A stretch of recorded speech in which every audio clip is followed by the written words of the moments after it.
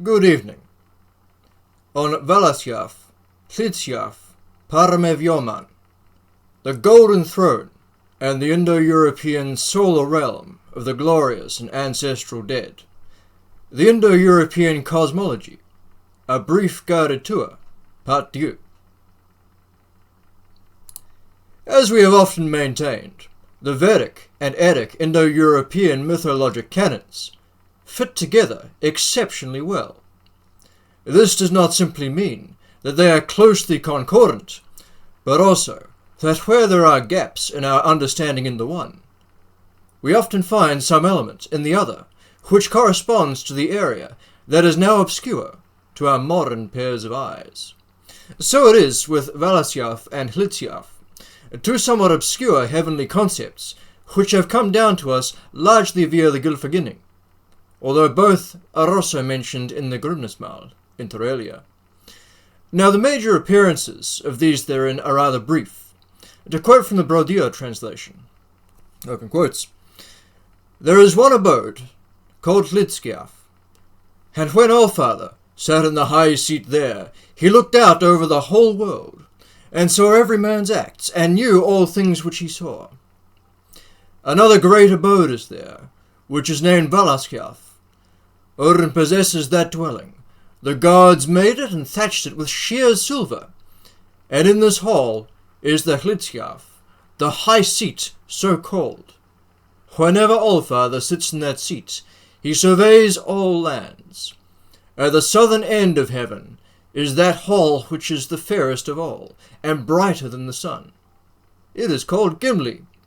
It shall stand when both heaven and earth have departed, and good men and of righteous conversation shall dwell therein. So it is said in the Voluspa.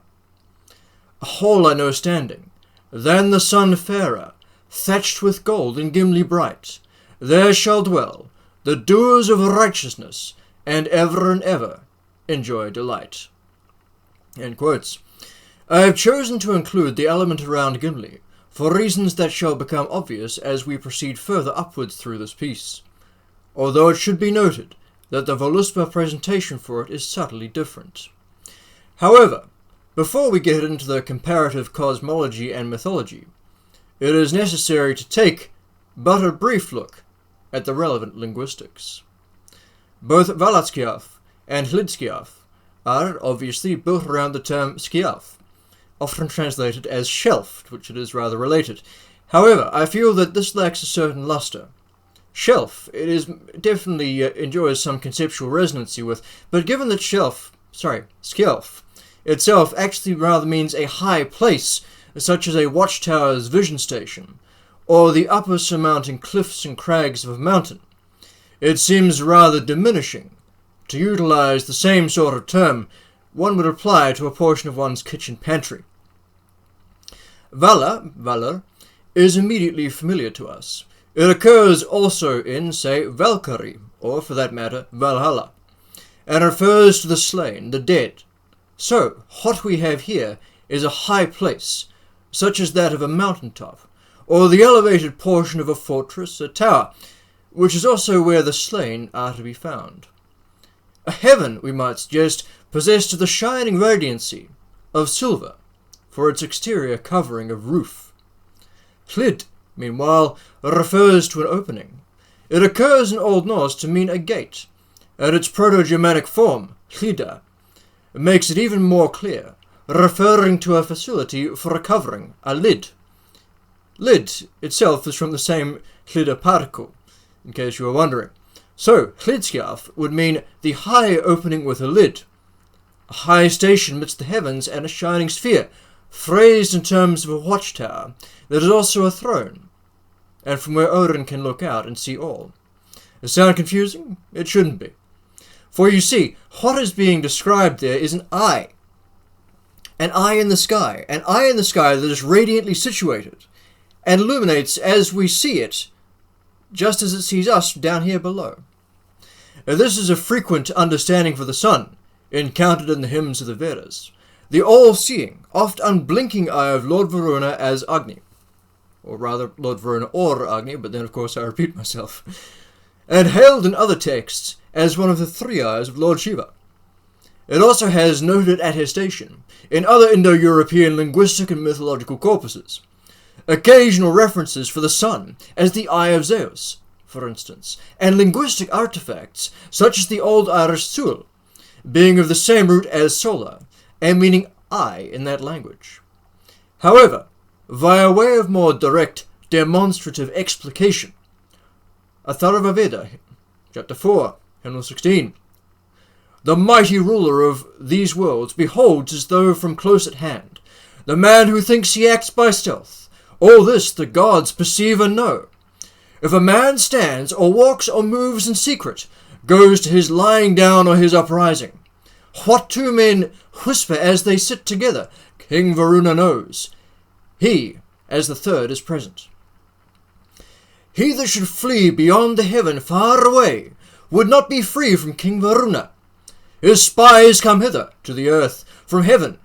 With 1,000 eyes do they watch over the earth.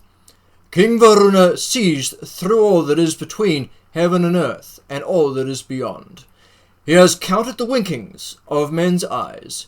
As a winning gamester puts down his dice, thus does he rule.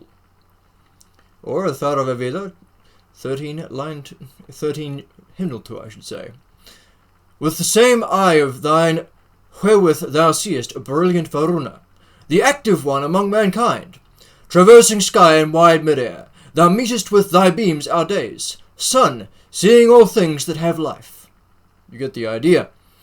Now, it should be noted that the ancient Indo-Europeans did not have a singular sun god, nor concept of sun, and therefore there is no eminent contradiction to be beheld in a Vedic attestation for the sun as the eye of the Sky Father, and yet also upon occasion a separate deity that is also the son of the Sky Father, or for that matter, an inanimate object that glows with radiancy upon the god's command, or, as we have repeatedly and frequently seen, at least one solar goddess as well. So likewise there is no contradiction to be observed in the Norse having both the sun as a burnished shield reflecting radiancy down from the sky, and yet also having these mentions for the one blazing eye of Odin, as found upon Odin's divine person directly, as well as Odin seated upon a throne that affords all-seeing potency out across the universe from on high. Indeed, it is fairly actively exactly what we should expect. The only point which is remarkable about this is that despite the conspicuous de-emphasis of Odin's solar attestations, which he, as Dieux Petar, the Sky Father of the bright sky of the Indo-Europeans, must once have had more bright and clearly, the underlying pattern, the underlying typology, has nevertheless persisted regardless. We do not need an explicit designation that these features are solar, or correlate with the sun, within the Old Norse canon. For the comparative Indo-European mythology, theology, cosmology, as best anchored via the ancient Vedas of the Aryans, provides us with the pattern and the typology to be followed. So now that we have identified the solar Golden Throne of Odin, that which is meant by Hliðskjálf, what of the other Skjálf? What of Valaskjalf? Where does this fit in? A full discursion upon the solar underworld of the Indo-Europeans, and the divine, radiant queen of the heavens, who presides ultimately over same, is rather beyond the scope of this piece. Suffice to say, there is this exact, recurrent pattern across many of the Indo-European descendant cultures. Aditi, the great solar goddess Uberales of the Vedas, being hailed as the lord of the Pitars, the ancestral spirits, the Hittites having their well-renowned underworld solar goddesses, Hecate having half-glimpsed saliencies in both of these directions, the solar and the post-mortem, and also the re-entry into this world therefrom entirely uncoincidentally, the solar womb, Hiranyagarbha, being the ultimate origin of all after all, as well as before all as well, and Freya's presiding over Folkvangur, presumably deriving likewise from the same shared sacred, archaic ancestral Indo-European template for the heavens to the heavens in our understanding.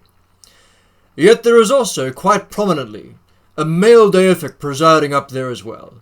We have also seen that it is Odin who rules in the whole of Valaskjalf, with some interesting ambiguity as to whether Hliðskjálf, the solar vantage point, is located in Valaskjalf or its own abode, housing a throne. I suspect that the answer, as we shall soon see via the aid of the Vedic Comparative, is actually that the one location, broadly speaking, is and houses both. So who is it who reigns in the Rigvedic cognate instance? Well, according to RV 10:14, there are two that reign there in Yama and Varuna.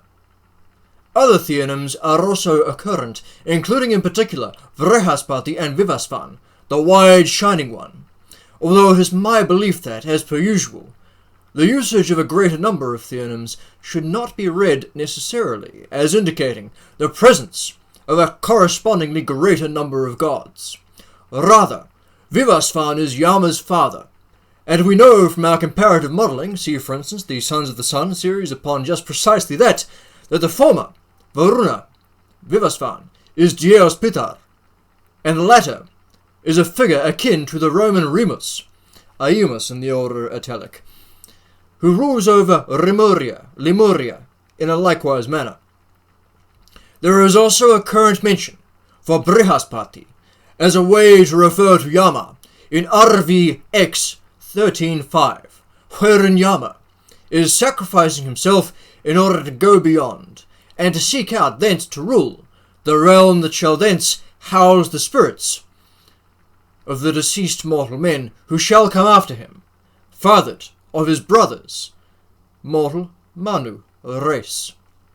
Now this does create something of an ambiguity for us, as Brihaspati is also pointedly the term for the Sky Father, encountered elsewhere in the Rigveda, and with a suite of direct correspondences to Odin found within the Nordic texts, a matter that is rendered no clearer when we consider the frequent iconography of Yama as equipped with a long staff and accompanied by two dogs, nor Odin himself engaging in a certain act of self-sacrifice for purposes of transcendent unlocking. The most plausible explication that I can advance is that it is a case of like father, like son, with the Indo-European Sky Father indeed often being encountered, well perhaps not quite so literally, as the lord of the glorious and ancestral dead, accompanied by two hounds, one of whom, for some reason, is frequently named Spot in the relevant Indo-European liturgical language. See, for instance, Kerberos, Cerberus we also know him as, for the Zeus of the underworld, Hades, or Sharvara, for one of Yama's watchful hounds, wielding a long staff that may be a weapon, such as a spear, and bearing the name that shows also the competency with the empowered speech. And the son of the Sky Father, that is the Death Son, being likewise arrayed and conceived of. Certainly, the fact that Lord Shiva has Ganesha as one of his sons, whilst himself also being Ganesha, the lord of the army, to somewhat thinly translate it, with the latter directly inheriting one of his most prominent hymnals from one of the former Rigvedic verses, would appear to suggest that this does, indeed, not infrequently occur. But to return to the world in question, this is that place immediately proximate to Paramevyoman. Parame, the highest or the outer, Vyoman, astral, sky, heavens, the holy house of the sun, that is hailed as the residing place of the Pitars, the forefathers. Indeed, father is from this direct same Proto-Indo-European root, to which the departed are sent upon their way loftily skywards, by being set upon a ship, RVX 135, although there is no specific verse on the ship being on fire as in the Viking custom, most prominently seen in our popular culture today. However, it would seem logical, given Agni's role in this conveyancing and kravya, corpse-carrying, department. And from whence, not at all coincidentally, the Pitars do occasionally make their return down here to us in the realm of the living, in the form of corvids, crows, ravens, a situation which, again, has quite some Indo-European precedency and specific Odinic resonancies, even beyond the well-known Hugin and Munin, emissaries of the Lord of Ghosts. Said Hugin and Munin potentially finding additional expression amidst the 1,000 spies of Lord Varuna, aforementioned in the Vedas, albeit with the other explanation for these, that they are the stars in the sky, also having quite some power to it. I am not sure these are even fundamentally distinct. After all, the stars as being our ancestors, bearing them in mythic form, is exactly what many constellations are to be understood as, including Canis Majoris and Minoris, that are held in various Hindu understandings to be symbolic of the two watchful dogs of the underworld under Lord Yama's command, or perhaps as Orion is Rudra, and the higher outer heaven is supposedly located at the head of Orion at the end of Urman's Milky Road, the path of Arya. They may represent his wolves likewise, as a point of interest. The same Kravya, carrion or carnivorous, terminology can designate both crows and wolves for us, the implication of which are rather intriguing. I should specify that that's more the Kravyada terminology for the devourer of such concepts for carrion, but I digress. It should be noted at this point that, well, yes, we do find the realm of Yama to be underground in later Hindu cosmology. In the most archaic Vedic sources, it is literally the other way around.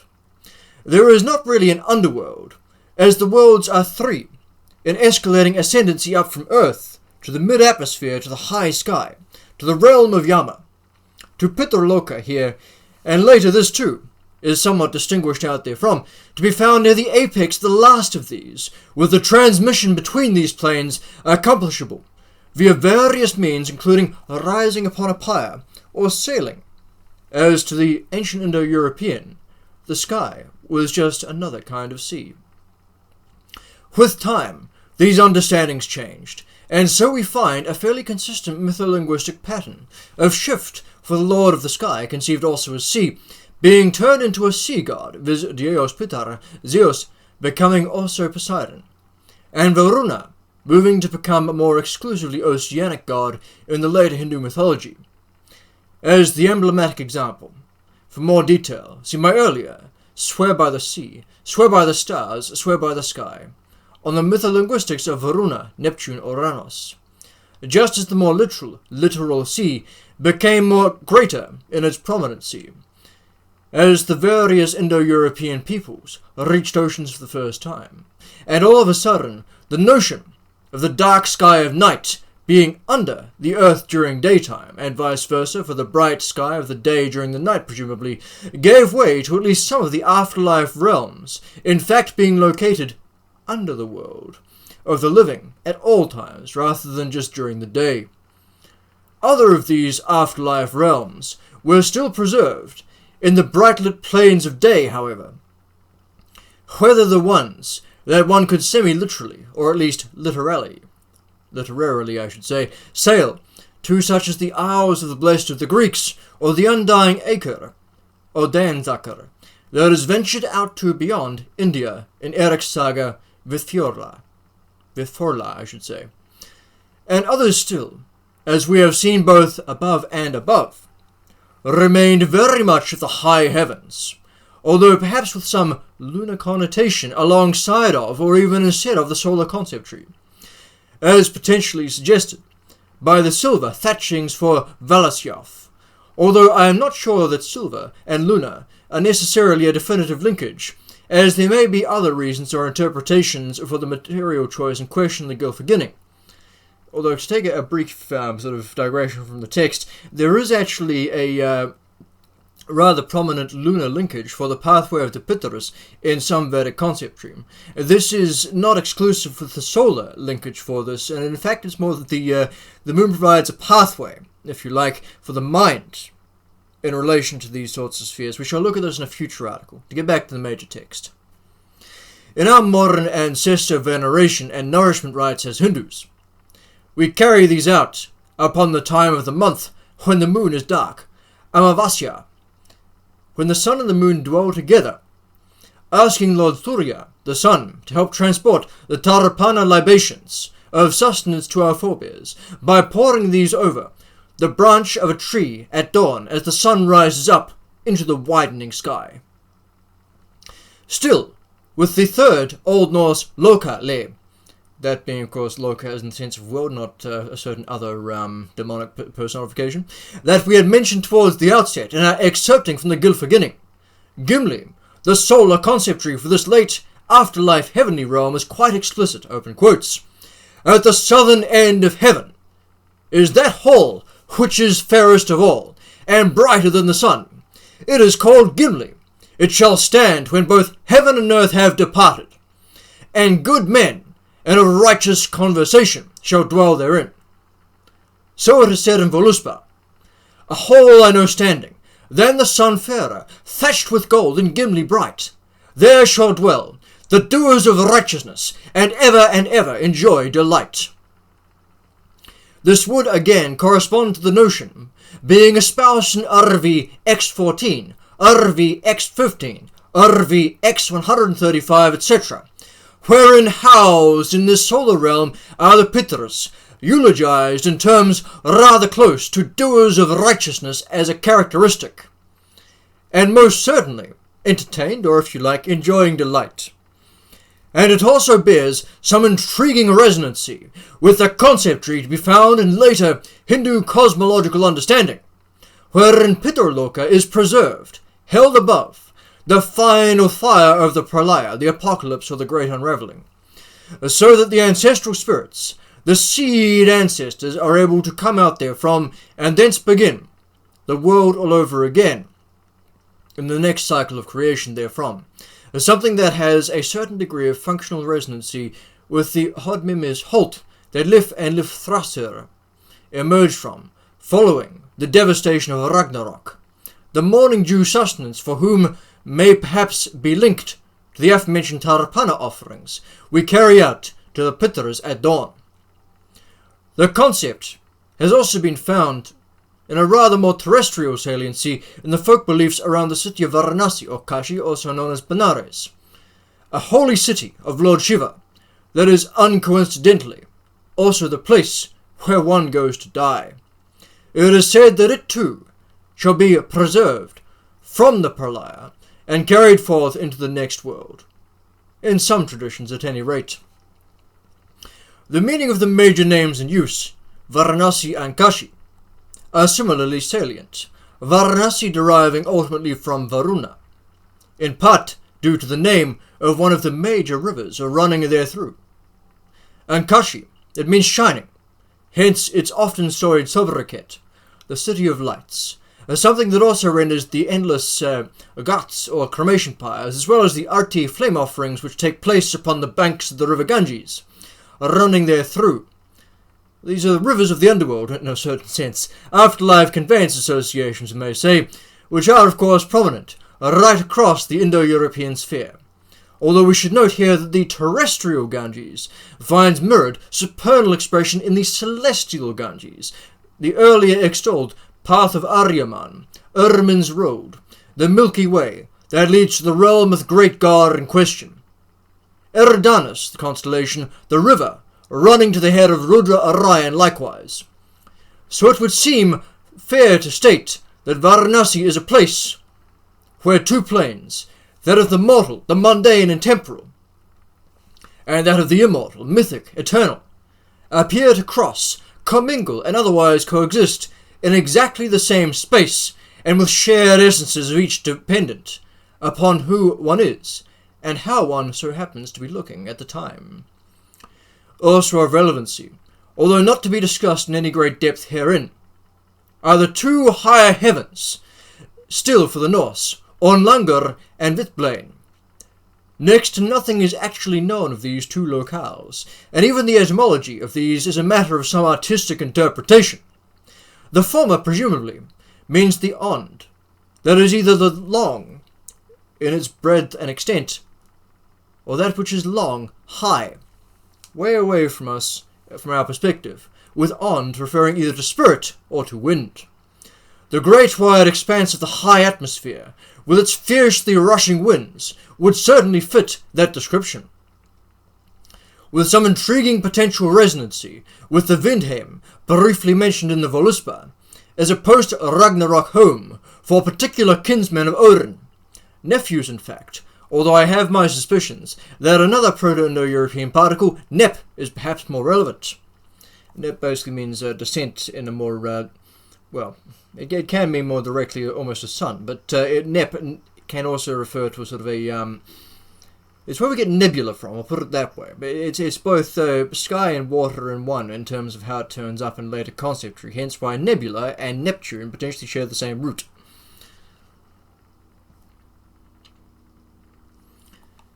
In any case, in the terms of this Vindheim, as with Víðbláinn, if we took this to mean the wide, Vith, blue, black or dark, Blaine, blue-black being a colour of death also in the Old Norse conceptual lexicon, with this perhaps referring to the place above the sky, where even the wind is not so present, indeed only the empty breathless ocean of the blue-black of the endless night stretches out, all around and thence above and beyond, to infinity.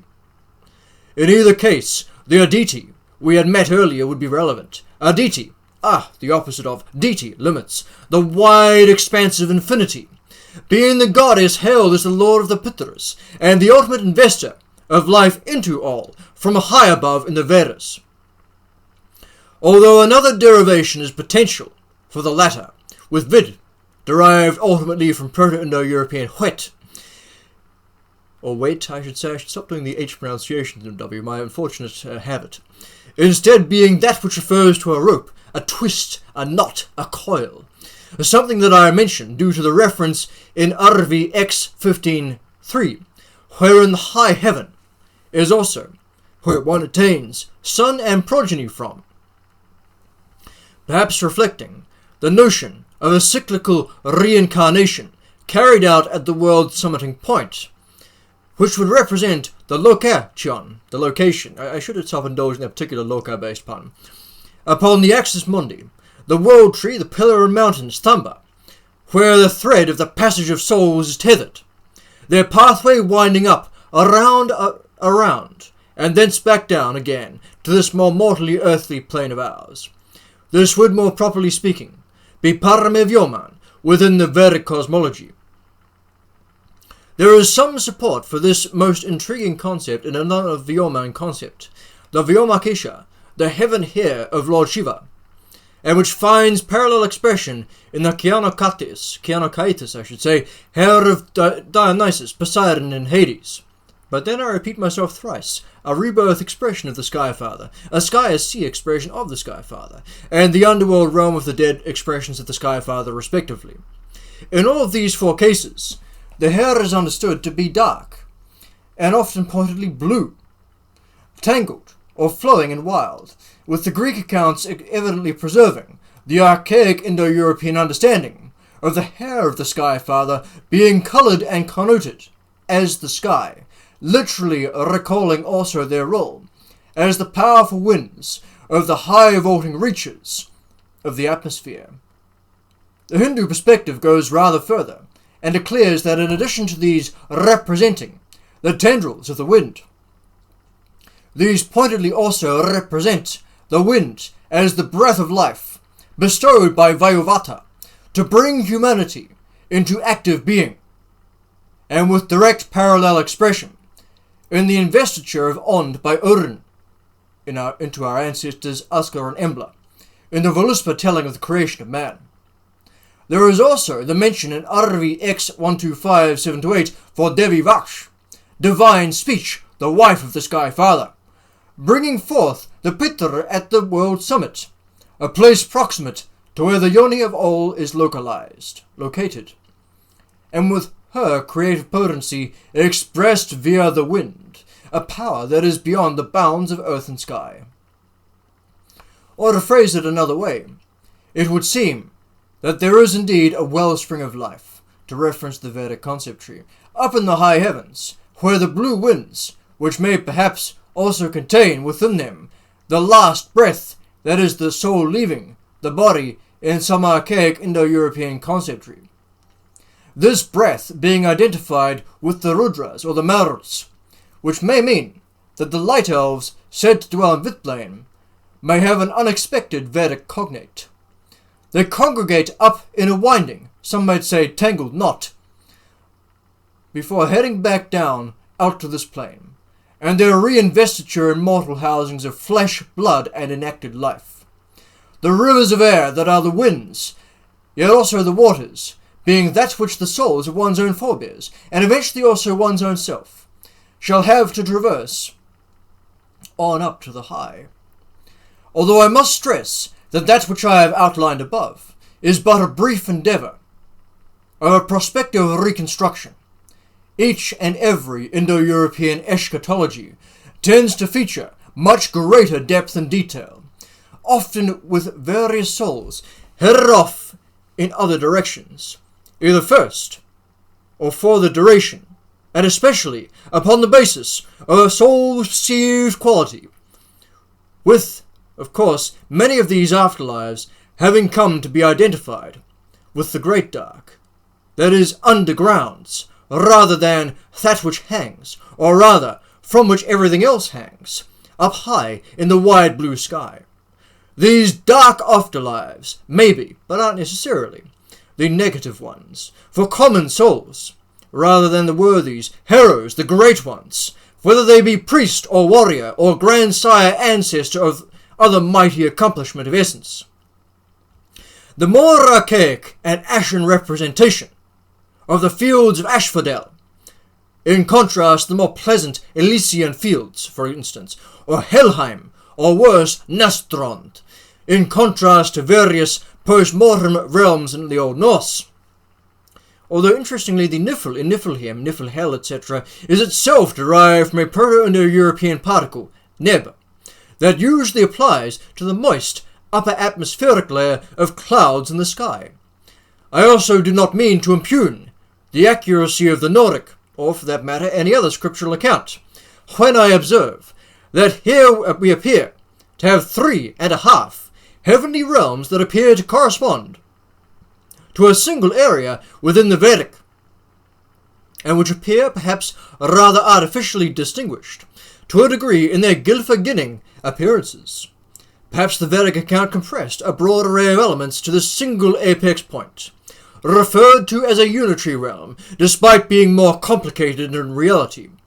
Perhaps what we are supposed to take from the material that Sturluson had referenced to make his work is something rather closer to a functional interpretation, I should say, for these various zones, rather than an active planetology. Various of these worlds concording with a role that the heavenly sphere is to play within the cosmos, rather than actually being metaphysical locations in and of themselves. Or perhaps not. And there really are 3 mounting layers of heaven, plus, potentially, a number of other such adjoinments, including the much better known specific deity domain afterlife realms such as Valhalla or Öndlangr. Whatever the actual practical interrelationship of all of these points of light and data, that being data also with a DH for giving in Sanskrit, it is nevertheless quite readily apparent that they do correspond, even if just how they correspond, or what exactly and precisely it is that they may correspond to, is a matter that is semi-literally still rather up in the air. There are, after all, precious few living witnesses among us who could set to rest the matter within the span of our lifetime for our convenience. A penultimate point we should perhaps make concerns arguably the most famous Indo-European afterlife of all, that of Valhalla. Now, while it is true that it shares its fundamental linguistic component, Valr, with the Valaskjalf, that we have mentioned earlier, this is identified as being a different location, potentially even in a somewhat different region, per the account given the Grimnes Mal. And yet, if we look closely, we can see the same familiar features beginning to make themselves emergent. Valhalla is situated in Gladsheimr, the bright heaven. It is the golden hall. It is roofed with shields, and I would note that the sun, too, in Nordic conceptual syllabary, is a burnished shield. In fact, I would even go so far as to suggest that the spheres which form its rafters may recall the notion of sunbeams as shafts of light. That would certainly fit with the solar afterlife elements already broadly attested for the Hittites, Hindus, and other Indo-European peoples, albeit with some of these other later groups, such as the various Celtic and Slavic groups, being arguably more akin to the notion of the sun, as it set into the place beyond the dusk, taking the souls of the dead with it. The Serbian Dabog, a clear reflexive of the earlier Slavic Dazbog, a decidedly solar figure, son of the similarly Sola Svarog, see my earlier on Svarog as Sky Father. This as being the Dabog, the lord of the underworld, which would fit likewise. It would also dovetail exceptionally nicely with this fine Griffith rendering of RV 135, describing the course of the sun through the arcing parabolic roadway of the Skyland's realm. 3 heavens there are, 2 Savatars adjacent. In Yama's world is 1, the home of heroes. As on a linchpin, firm, rest things immortal. He who hath known it, let him here declare it. End quote. There is so much that can and should be said about this particular hymnal, and perhaps in a future brief piece I shall do so. Yet a full-length exegesis of it is well beyond our ambit here, and it is enough for now to state that the surrounding context makes rather abundantly clear that the 2 Savitar regions are those of the ascending and descending of the solar chariot.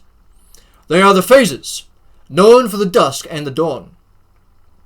Whilst in the middle of these 2, we quite naturally have the sun, at its zenith and its apex, the noonday sun, when it is at its highest and its widest of shining, where the eye in the sky is quite literally above all, and has its broadest ken of visionary purview. What we do find here, at that highest point, Yama's world, the home of heroes. Paramevyoman, as we have earlier termed it, is immediately close thereto, the highest heaven, inhabited by, as we saw, Varuna Vivasvan, the one, solar-eyed, wide-shining one, who is all-seeing upon his golden throne, and also his son, the Lord that is glorious of the ancestral dead, Yama, the righteous, lawful, Dharma Raja. So, could Valhalla truly be this bright, golden, shining home of heroes located at the apex of the sun's radiant roadway? I do not think it impossible, even though it is evident that the Nordic mythology that has come down to us is much less overt with its solar identifications. Almost as if these things have been semi-consciously pared back in comparison to the Vedic and more archaic Indo-European field of conceptry. Something that, to be sure, has certainly occurred in many other Indo-European mytho-cosmologies as well. The Greeks, for instance, as well as the later Hindu perspectives for that matter. Although with the unsurprisingly conservative Norsemen, nevertheless managing to preserve perhaps rather more of these ancient underlying understandings than some other peoples through their complex and densely interwoven conceptual syllabary. Marvellous. Indeed, it seems a concept so resonantly resplendent that even the thrice accursed Zoroastrians were unable, or perhaps unwilling, to excise it from their canon. Harabarzaiti quite directly means high watchpost, and stands for the mountain at the centre of the worlds, i.e. the axis mundi, the world tree, or I suppose a watchtower, which likewise is what the sun must shine from or shine through, depending upon the text, the context, and era, which likewise houses the situation of a ruler, and which likewise plays a prominent eschatological role as a destination for the well-received, great-souled, virtuous dead. So there you have it, Valaskjalf and Hliðskjálf, plus several Nordic heavens more, Paramevyoman, a golden throne, a golden realm, and the all-seeing golden eye of the Sky Father, along with the great and glorious ancestral dead, as well as the nexus point of souls for impending reincarnation, whirling about the top of the hitching post of our universe, all in the similar place, the similar space, the high above sky, at the summiting apex of the world, close to the wellspring of the winds, and emblematically represented via the sun. Refracted out across various Indo-European descendant peoples, and various mixed or subtly resonant mythic understandings, even within a given textual canon thereof. Many diverse expressions, yet somehow all radiating back, ultimately, to the single source. Our ancestors, ladies and gentlemen, found gazing back via the heart of the star. Jai Mahakal.